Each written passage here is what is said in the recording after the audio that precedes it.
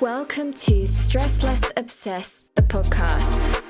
My name is Sophie Deans, and I'm here to bring you all things on self-care, self-development, as well as lifestyle tips and hacks to keep your life as simple and stress-free as possible.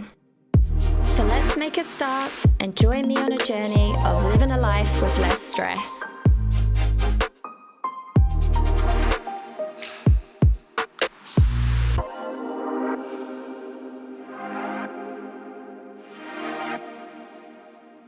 Welcome back to another episode of Stress Less Obsessed, the podcast. And I'm Sophie, your host. I want to talk to you today about how you can simplify your life and basically plan your way to a stress-free life, or as stress-free as possible. So there are lots of different ways and examples and tips I'm going to give you that I've done myself that I've found really helpful. And basically how simplification, how we can use it to make our lives a little bit more enjoyable, a little less rushed, and a lot less stress. I predominantly want to focus on planning. I'm a Virgo, so, I do like to plan things and just being a bit more organized and making sure that our organization and planning beforehand can save us from that last minute stress and decision making, and then forgetting things that then cause us more stress. Basically, to help and enable you to live a calmer and more organized lifestyle. So the reason why I want to focus on planning ahead in life, I think a lot of us can be frazzled a lot of the time, running from work to the gym, you're running to work because you're late, then you're running back from work because you've worked too long, and then you're running to the gym. Maybe you're picking up kids. Maybe you've got to go home and cook dinner for the family. And potentially you're even logging back on to work in the evening to do more work. Maybe you're forgetting your lunch. Maybe you don't make lunch. Maybe you have to go and grab lunch, and then you're in the queue at lunchtime and you're there longer than you wanted to be. All these different things can cause us stress. And I want to emphasize the benefits on planning a bit better. Okay? So, we're always in a rush. I don't think there's ever enough time in the day, in the week. That's what I feel like. And so, scheduling, planning, and basically it should have a bit more of a simplifying effect on our life overall. So I'll take you through some options. And I know some of you are probably going, oh, this sounds really boring, but please hold on for a second and hear me out, because I know planning isn't for everyone. I know it can sound really boring, but I think once you get into the habit of doing it, you won't even think about it as planning, because it would just become natural and that would just be what you do, and things will become easier from there. Okay, and maybe you'll pick up one thing from this episode, maybe you'll pick up two, and maybe you won't. So let's dive in first, hey, and then you can let me know. But the benefits should be, if it works well for you, is that you'll be less frazzled. You'll feel like you have a bit more clarity, maybe, feeling less stressed, have better focus on the things that matter as well. Okay. Now, did you know that multitasking is actually way less productive than when we focus on just one single thing at a time? Yeah, I know, right? All this time we thought or was told that multitasking was this super skill. Put it on your CV. I can multitask and get two things done at once at the same time. Well, I'm here to tell you that's completely wrong. And this isn't just at work. This is, when you're running out the front door of the morning and you're trying to remember a whole bunch of things like to grab your lunch, pack your laptop. Oh, and don't forget those workout clothes because you're going to the gym after, right? What about your travel card? Did you top that up? There are just so many things to remember, as alongside what to wear of a morning. Are you even going to head into the office or wherever you go to work? Are you even going in or are you working from home? It's a lot. It's a lot, especially first thing of a morning if you're not a morning person like me. So, why not simplify this? Then you'll have way less to think about, and we just do a little bit of prep beforehand to make life so much easier in that moment. We'll remove any unnecessary decisions, any things that you need to try and remember, so that you can pretty much just wake up, go on autopilot, and kind of cruise into your day. Okay, you don't need to be on the ball at this time of day, especially. We want you to be less stressed in, all aspects of work, not just general life, but work, relationships, personal goals. So let's have a look at how. I know we're not all Virgos. Yes, I am a little bit of a clean freak. Yes, I like being organised. It's my thing.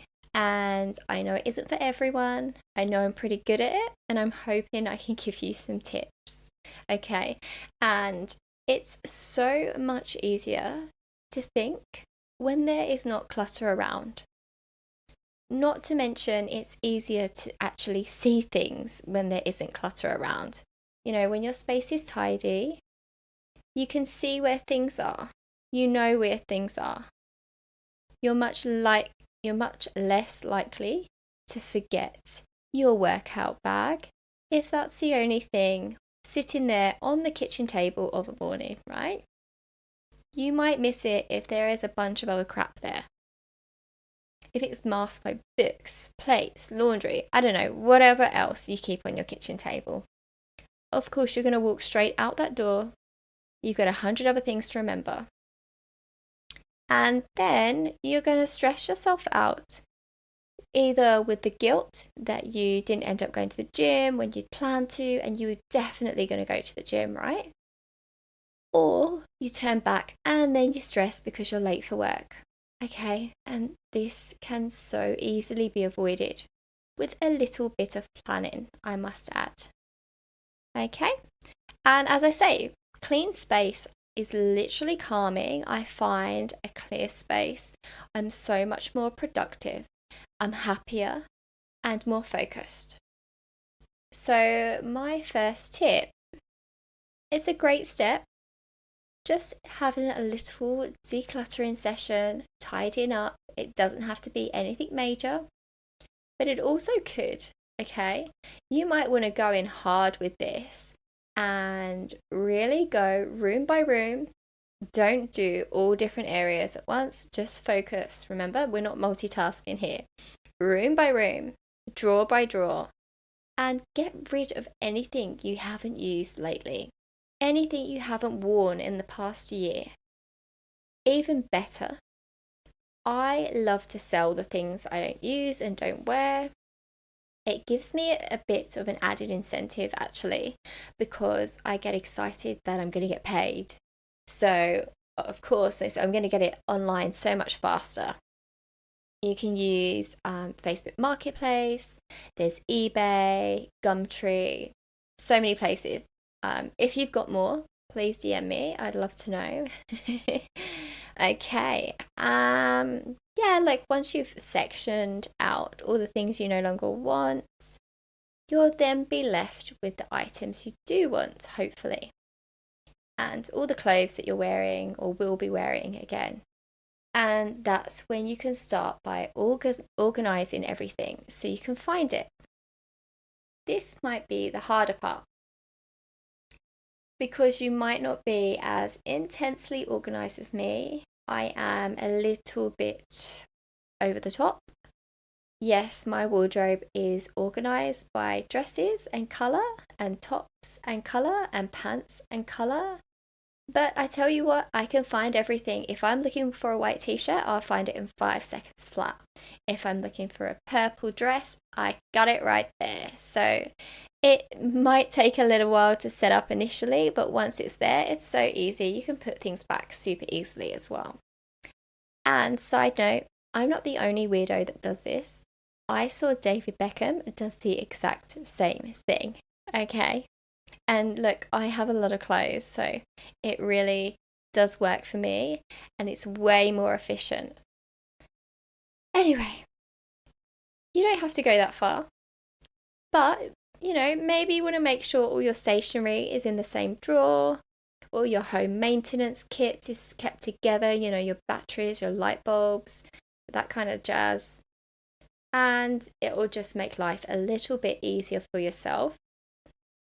There's literally nothing worse than getting motivated to clean your home and then you can't find something like the cleaning spray you're looking for. And then by the time you actually find it, you're in such a kerfuffle. You can't even be bothered to clean. You've lost your upbeat mood. And yeah, it all goes out the window. I've had that in the past.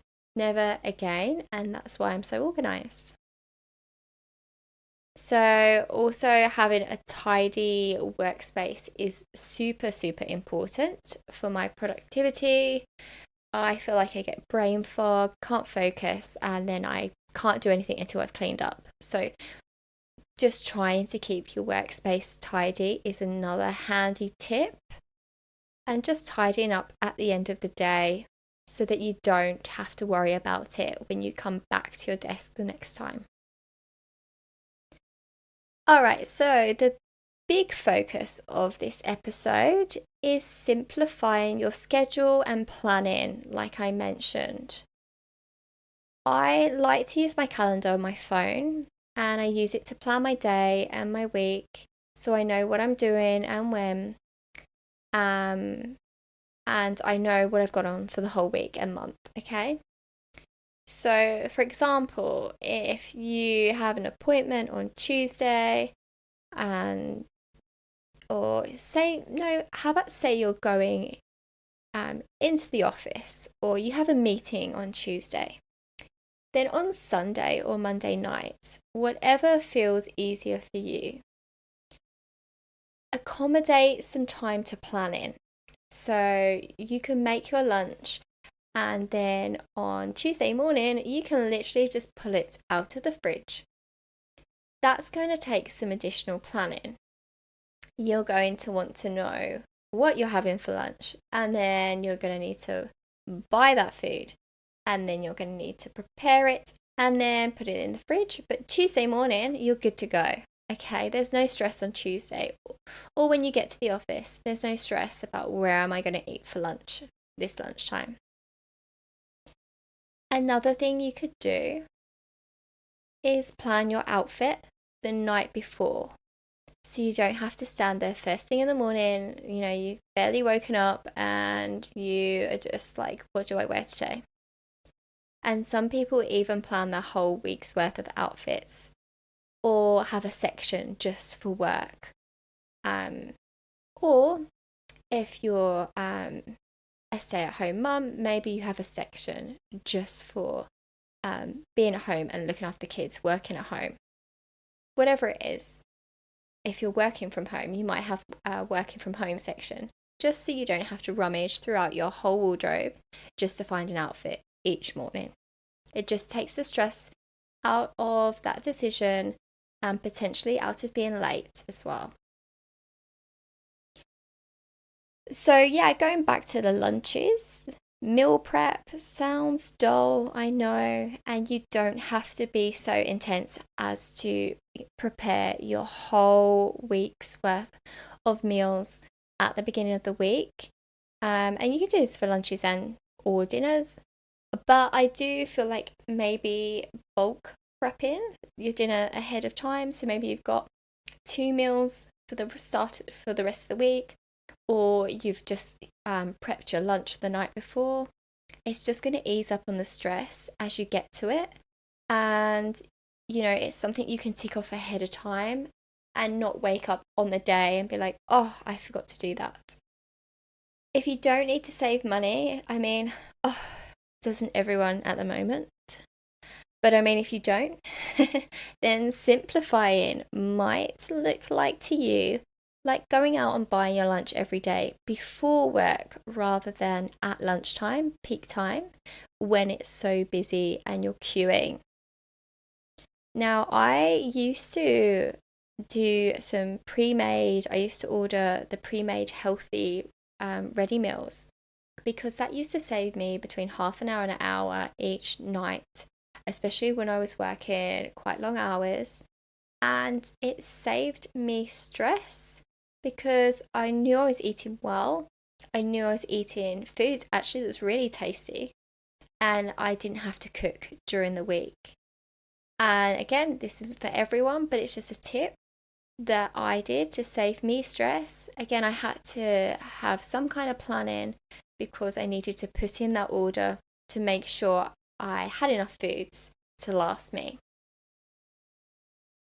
Simplifying can also look like minimalism.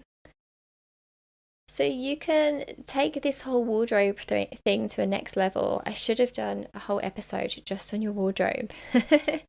But, and I don't do this, but you could be a little bit more minimal in your wardrobe and buy neutral colors so that everything kind of matches. That would also save you less time when you're putting together an outfit on any day of the week. Yeah, and sorry, we're going backwards and forwards, but I just thought even for lunches, you could even have the same thing every day to make life easier. But I would personally find that a bit boring. Some people love routine like that, and that could work for somebody.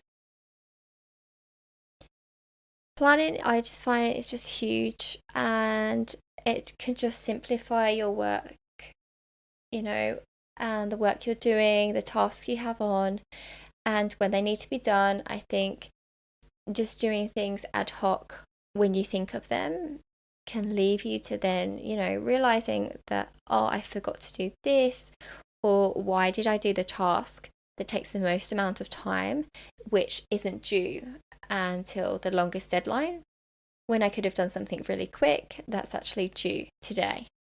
It's sort of about prioritizing, and I feel like planning is all part of that. And I also feel like when you can plan what you have to do, you could then batch do them as well. So do them in batches. And I like to do that even when I'm doing the podcast, actually. So I find it can be quite hard to switch from doing like a creative task, from writing to, maybe a numbers task, like finances or accounts. So if I'm doing something more creative or more written or content based, I would try and bulk do that and batch do that and do it all in one go before switching to something completely different. It just keeps my brain focused rather than chopping and changing, and gives me that momentum to keep going. I also find that routines really help with ingraining new habits. So, like this prepping and planning. So, you could actually turn Sunday evenings into like a prep time for meals, for lunches, for dinners, or for sorting your work bag or workspace for the week ahead. And I used to even have a checklist that I used to leave on the fridge of what I needed to pick up in the morning. And just writing a checklist is planning, right? What do I need in the morning? Do I need my water bottle? Do I need my lunch? Do I need fruit?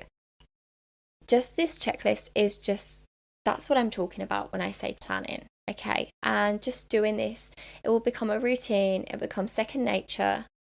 and having your to-do list at work when you're working, what you have to do for the day, what chores, what appointments you have on. Don't just leave that stuff in your head, because that's just another thing you could forget that's going to cause you stress or inconvenience even. You just don't need that. Now, I've got that calendar on my phone, but I also have a weekly notepad. So it has each day, and I just write down what I have going on each day briefly, okay? Not in detail. And it lets me have a clear oversight of what I have on, because I don't want to overload any one day. But also, it's good to see if I have something going on in the city on a Wednesday, then I might think, oh, there's something else I need to do. There's another appointment I have in the city. I'll also do that on a Wednesday. So again, just planning just takes the stress out of, oh, now I need to go into the city twice this week. I'll just kill two birds with one stone. And just keeping an eye on that, I find super, super helpful. And I even use, I use both, I guess, mainly the one on my phone. But the one I use on my phone, I include self-care and well-being activities. So I don't know if that sounds a bit silly, but I just find I forget. As hard as I try, I still forget to do things like that really fill my cup, right? Even though they're so good for me and they make me feel good, I still forget. At the end of the day, they always get left behind. So I have my calendar to meditate every day, to read a bit of my book every day. I put things on there, of course, like my floats, because they're appointments. If I have infrared sauna, I put my squash and my aerial classes. And it's just to remind me to do these things. So I know, I don't know, does this sound weird? But it really works for me. And I think this is a great tip if you have really good intentions like me to do all these things that are so good for you. You know, maybe have a bath, paint your nails, and then you just end up not doing it. This works for me much better than if it wasn't there anyway. So I highly recommend doing this. I actually have a separate calendar for it. You know, on your phone you can have, well, I've called my calendars different things. I've got like reminders, I've got like social appointments, I've got birthdays, and then I've just got my well-being calendar. So I can easily untick that, and it takes out all of those appointments if I didn't want to see them at any one time. So it's really handy. These are all things to me that are actually vital. They're necessities. They shouldn't be forgotten. They all boost my mood and fuel me. And you can even put things in your calendar like reminders to stay hydrated, reminders to eat your lunch and take your lunch break, even going for a walk so you actually get your exercise. I know a lot of people are like, oh, I go for a walk at lunchtime. Oh, actually, I'll go for a walk after work. Oh, and then you just don't end up going. So really try and prioritize and put reminders in for those things that light you up. So that's how I really find planning to simplify my life and make it less stressful. And I didn't want to dedicate the whole episode to everything else, but I do want to touch on a few more things just to give you some ideas of other things that could help to simplify your life if you feel like there's a bit too much chaos going on right now. So I'll just go through these very quickly, and then if you're interested, let me know. Maybe I can do a bit of a deeper episode on these few things, these tips as well. Okay, so to simplify your life further, you could even think about doing a digital detox. And that's where you would take regular breaks from your technology, like unplugging from social media, turning off notifications on your phone, or even, stepping away, having a break from your phone for a day or your laptop. And it's just to help reduce, that whole digital clutter, that mental overload, us always kind of being there on standby. Another way is streamlining your finances. So simplifying your life by consolidating your accounts, automating bill payments, setting up a budget so that it takes the stress out of your money management. And then mindful consumption is another one. So adopting a bit of a minimalist mindset by practicing mindful consumption, focusing on what you need, buying only what you need, and avoiding kind of any unnecessary purchases. And I did an episode on this next one about saying no. Episode 11, I believe. Saying no, upholding your boundaries. Learning to say no to commitments and social events or projects that really don't entirely align with your priorities or values. So it frees you up for some time and energy for the things that really truly matter to you. Also, you can delegate tasks. Wouldn't that be nice? So it could be at work or it could be at home. Just to lighten your load, create a bit more space for relaxation and self-care, if possible. And this one's a big one for me, limiting media consumption. So reducing exposure to negative news, overwhelming media, just to help protect your mental well-being and maintain a sense of calm.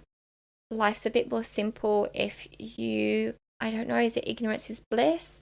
You don't necessarily know what's going on in the world. I think we all should, but maybe we don't need to hear about it before work and after work every day.